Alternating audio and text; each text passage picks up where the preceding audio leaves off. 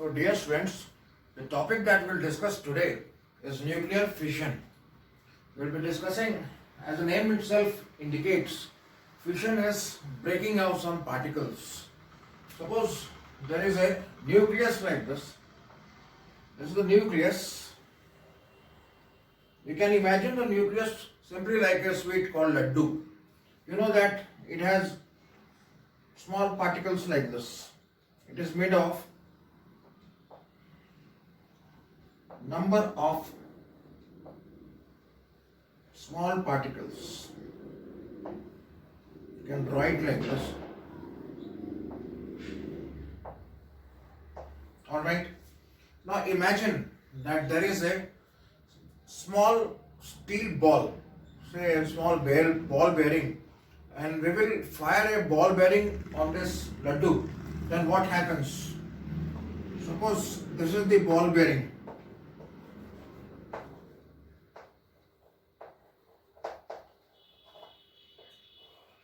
Fire this ball bearing with a high speed. Then what happens? This will break into fragments. This will break into fragments like this. Okay, there can be 2 fragments, there can be 3 fragments. Okay. Now, apart from that, some small particles may be released. Say, one of these particles may be released. So, we can compare nuclear fission with this event. Suppose we have a nucleus, very heavy nucleus. This heavy nucleus is very unstable. For example, as given here, it is uranium nucleus with mass number 235 and atomic number 92. So, suppose this is bombarded with a slow moving neutron. It should not be a fast moving neutron, it should be a slow moving neutron, otherwise it will pass through it. If it is slow enough, it will strike this nucleus and ultimately it will combine with the nucleus and will form U-236. As you can see here, it is U-235. When this nucleus combines with this, one nucleon will increase. But this particular nucleus is unstable. When it is unstable, it will break up into 2 small fragments. And these fragments may be one barium 56-144 and krypton 36-89. And apart from that, 3 slow moving neutrons may also be released. So, these neutrons may once again used to bombard this kind of uranium nucleus. So, the process goes on, and such a reaction is also called as chain reaction. We'll discuss that afterwards. Okay, other possibility is that, suppose this neutron strikes this uranium nucleus. After striking, once again, it combines here to form 92U-236. After combining with this, as I told you before, this is unstable in nature, and since it is unstable, it will break up into smaller fragments. So these are the smaller fragments: Sb 51-133 and niobium 41-99, and 4 neutrons may be released. These may have some kinetic energy, and this can further strike another nucleus, and further reaction may go on. One more possibility is that, suppose this neutron strikes this uranium nucleus. After striking, it may form these 2 atoms, one xenon and another strontium. And in all the cases, you can observe one thing, that the number of protons does not change. If you add up 51 and 41, you will get 92. Alright?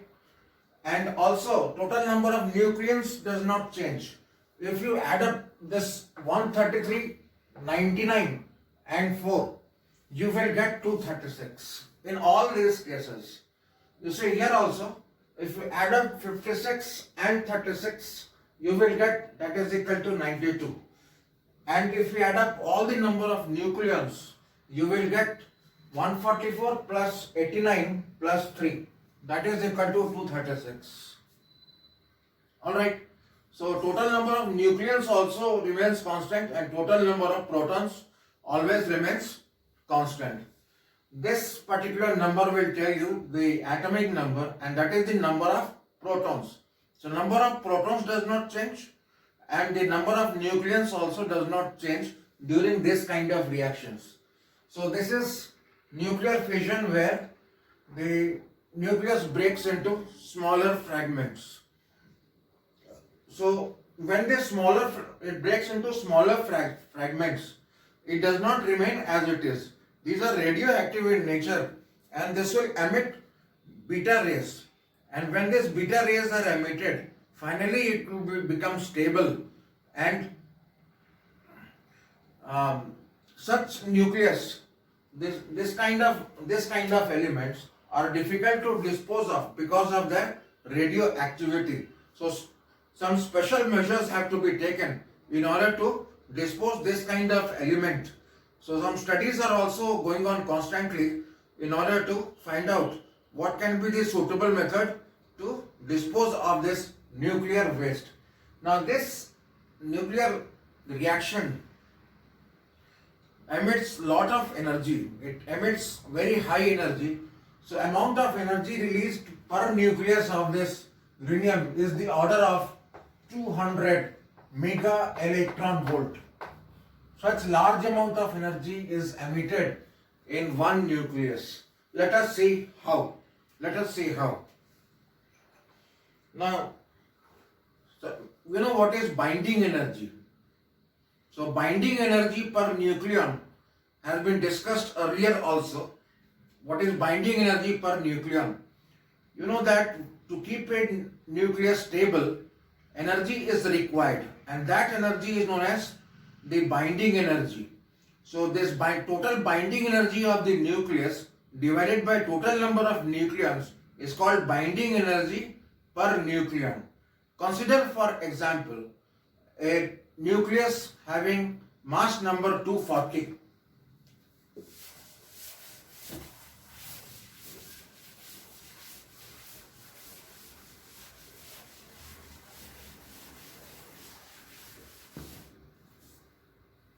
Suppose there is a nucleus.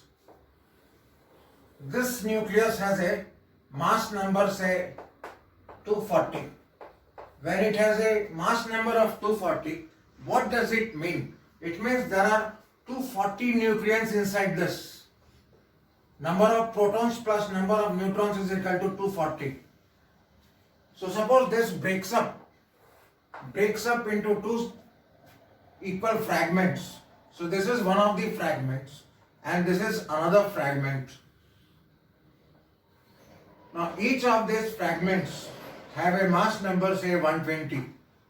Has a mass number 120. In this case, number of nucleons, now binding energy per nucleon in this nucleus, that is atomic number 240, is 7.6 mega electron volt, right? While in these fragments, now new nuclei has been formed. In this new nuclei, the binding energy per nucleon, we write it like this, binding energy per nucleon here will be 8.5 mega electron volt. Is binding energy per nucleon. So what is the difference between the two? Now here, if you find the difference, 8.5 minus 7.6, so that comes out to be 0.9 mega electron volt per nucleon. Now how many nucleons are there? In all there are 240 nucleons. As there are 240 nucleons, we can find out the total binding energy of this nucleus. So total binding energy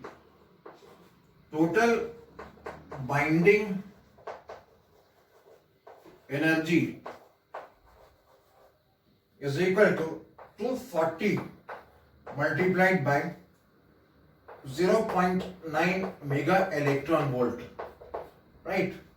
So this comes out to be 216 mega electron volt. Okay, so if the atomic number is 240, atomic mass is 240, in that case the total binding energy is 216 mega electron volt. Now uranium has a mass number of 235. So if we approximate it, we will get the binding energy of the nucleus 92-235. Binding energy will be about 200 mega electron volt. That is how we can approximately determine the binding energy of the nucleus. So ultimately we have concluded that in every breakup of the nucleus of a uranium atom, we will get this much amount of energy. So there is a very large amount of energy. So it can be of large use.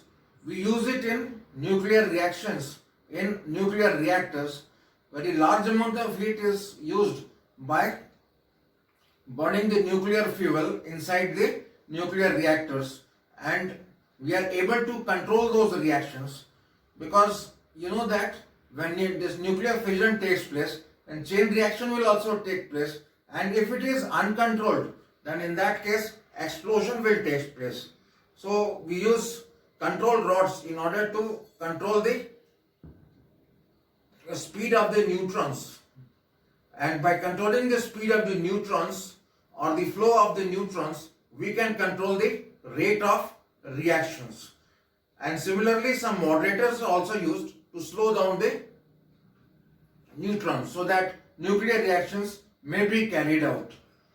Now, apart from the nuclear reactors where we use nuclear reaction to convert it into heat energy, and after the heat energy is converted, it is used to produce steam, and steam is passed on to the turbine to produce electricity. So this is widely used in India also, and in India we have some nuclear reactors at Kalpakkam and other places, and new nuclear plants are also being planned to be set up in India. Apart from this, we can say it is not a use, it is a misuse that we use in nuclear explosions. That is, it was only used in Second World War, where nuclear explosion took place in Hiroshima and Nagasaki. The concentration of this U-235 was increased. The concentration of U-235 was increased up to 5%. Normally in nuclear reactors, the concentration of this U-235 is only say 2%, but in nuclear bombs, the concentration goes up to 5%. Now the uncontrolled chain reaction takes place and the nuclear explosion takes place where there is enormous generation of heat, and this produces large destruction of human life, animals as well as property. So it is very hazardous in nature, and when this nuclear explosion takes place, for a very long time nuclear radiation also takes place, and when this nuclear radiation takes place, the entire gene of the human beings or the animals is destroyed and mutations takes place. So thank you very much for listening to this lecture.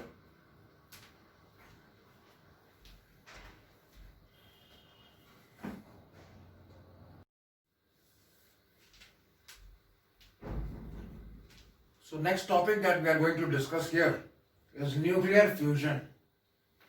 Now when two bodies are brought together and they combine, we say that they have fused. You see, it can be a nucleus also. We have seen in the binding energy diagram that suppose I draw the binding energy diagram over here. This is the binding energy per nucleon. And here I will plot the mass number. Mass number. So graph is something like this. Right. Graph is something like this. So here, those nucleus will be there whose mass number is low. Say for example, hydrogen. Say hydrogen lies over here. Mass number 1. And say here we have helium. So here binding energy per nucleus is low. But if they fuse together, they form helium. The binding energy per nucleon will be very high. So these two protons from the hydrogen will bind them more strongly compared to the hydrogen atom. So in helium nucleus, the protons will be held more tightly compared to the hydrogen atom, and it will release very large amount of energy. So whenever this kind of two protons or two nucleus combine together to form nucleus of higher mass number, then such a process is known as nuclear fusion. So there are several nuclear fusion reactions as shown here. There is one hydrogen atom, that is simply one proton.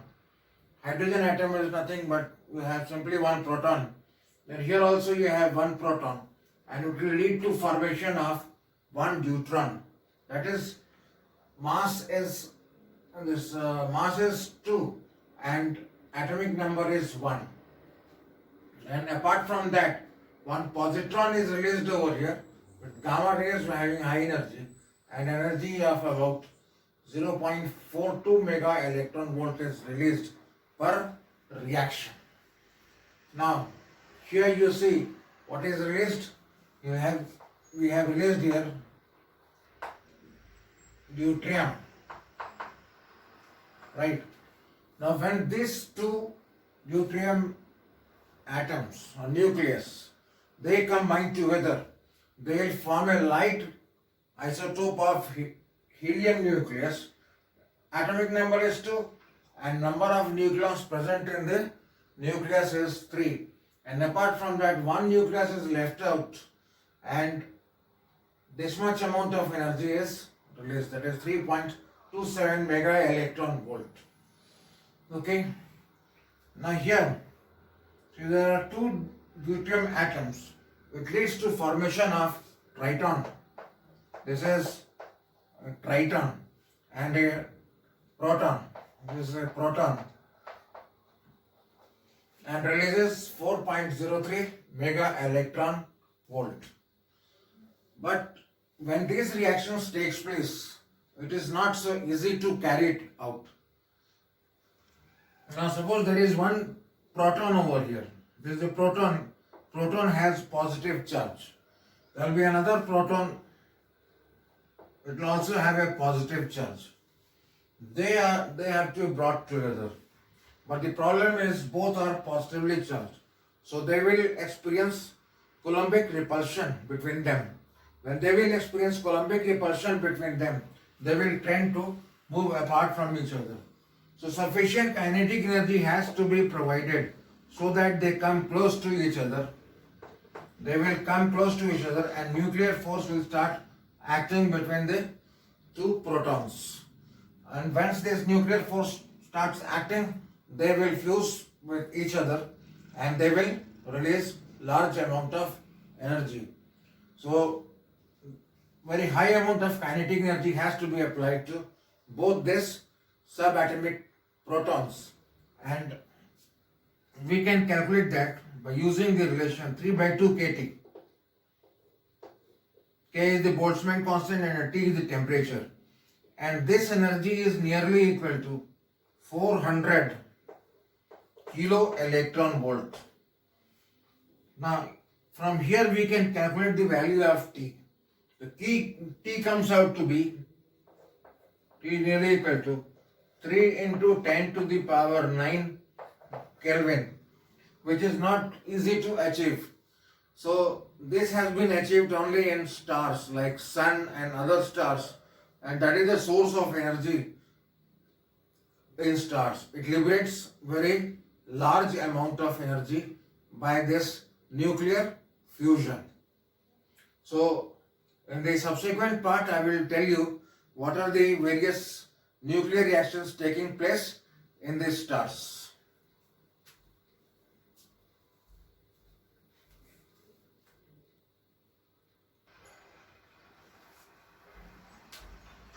Now let us understand how fusion reaction takes place in stars or sun. Now there are some of the reactions that take place in stars. Two protons react to form neutron. One positron is released and gamma rays with an energy liberation of 0.42 mega electron volt. Then the positron released combines with the electron, and this mass is annihilated and gamma rays are produced in the form of energy and gives out an energy of 1.02 mega electron volt. And further, this hydrogen having one neutron and one proton, and hydrogen having one proton, this will react to produce one light isotope of helium having only mass number 3 and atomic number of helium is 2 to give gamma rays and 5.89 mega electron volt. Further, this light isotope of helium, they will combine together to give a helium atom, and apart from this, it will raise two hydrogen atoms and to 12.86 mega electron volt. Now these are the reactions that takes place in stars. Now if we combine all these equations, 2 multiplied by this equation plus 2 multiplied by this equation plus 2 multiplied by this equation. So last equation is simply to be added. We will get overall equation like this. That is, using 4 hydrogen atom and 4 electron, we can produce one helium atom. We can produce one helium atom. Sorry, this is 4 helium atoms, 2 electrons, 1 gamma rays, 6 gamma rays, and 26.7 mega electron volt. So this is the final reaction that takes place in the stars. Now at the center of the sun, the temperature is 1.5 into 10 to the power 7 Kelvin, which is much less than the required, that is 3 into 10 to the power 9 Kelvin. This is the temperature required for the thermonuclear reaction to take place. When a fusion takes place in hydrogen atoms, the reaction is known as thermonuclear reaction. In order to carry out a thermonuclear reaction, this much amount of temperature is required. But at the core of sun, we have only this much temperature. But however, some atoms of hydrogen or some protons have much higher temperature compared to this value, and they react to form the helium nucleus.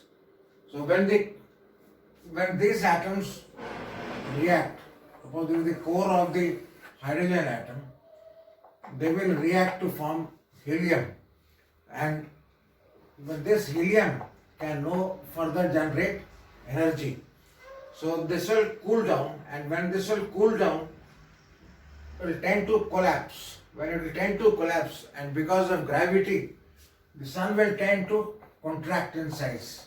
The sun will tend to contract in size, and when it will tend to contract in size, the temperature of the core will increase.